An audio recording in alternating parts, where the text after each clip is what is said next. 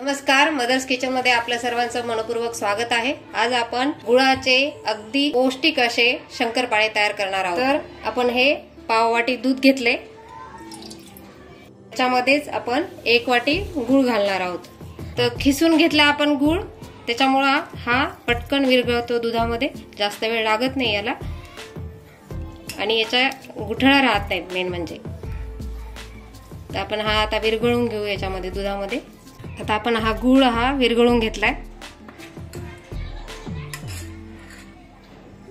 आता आपण 2 वाटी गव्हाचं पीठ घेणार आहोत। हे 2 वाटी गव्हाचं पीठ घेतले।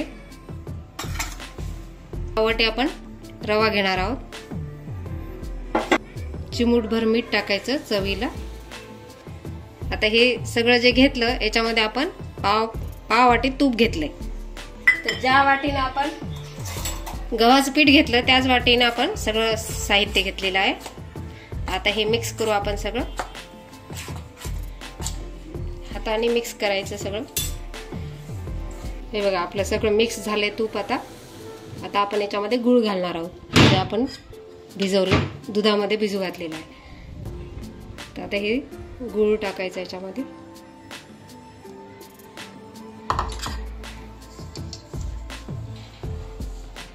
आणि याला हाताने मिक्स करून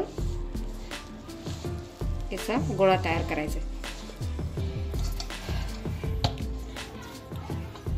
आपला गोळा आता भिजवणं झालाय, तर आपण याला आता 10 मिनिटं असंच झाकून ठेवणार आहोत। आता 10 मिनिटं झालेत, तर छान झालेला आहे उंडा तयार। जर तुम्हाला हे कोरडं जर वाटलं सारण याचं झालेलं, तर याच्यामध्ये थोडंसं दूध टाकून अजून भिजवायचं। तर याला दूध लागत नाही, परफेक्ट माप झाले आपलं। आता याचे आपण 2 गोळे तयार करून घेणार आहोत शंकरपाळे तयार करायला।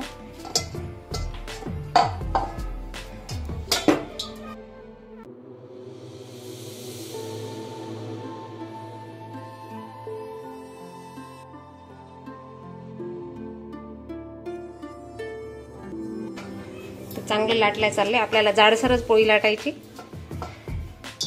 याचे शंकरपाळे करून घेऊ आपण। तर लांब पण आपण याचा आकार देऊ शकतो किंवा चौकोनी। आपण साईडचा भाग काढून घेतला, तर ह्या साईज मध्ये मी शंकरपाळे करायले।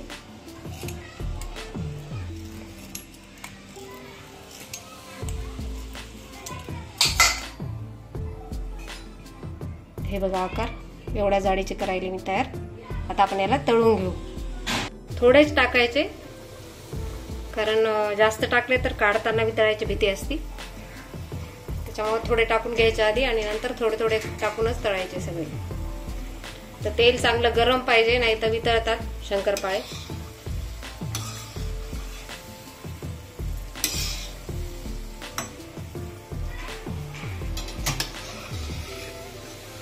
तर झाले आपले शंकरपाळे।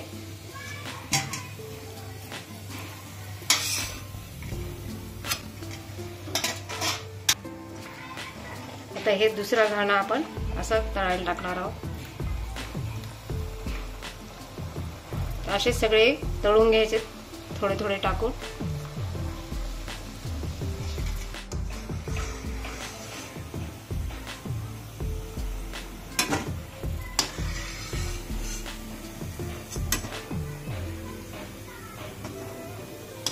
झाले आपले शंकरपाळे तयार। बघा गुळाचे मस्त ठिसूळ झालेत परत। तर करून पहा तुम्ही पण गुळाचे शंकरपाळे।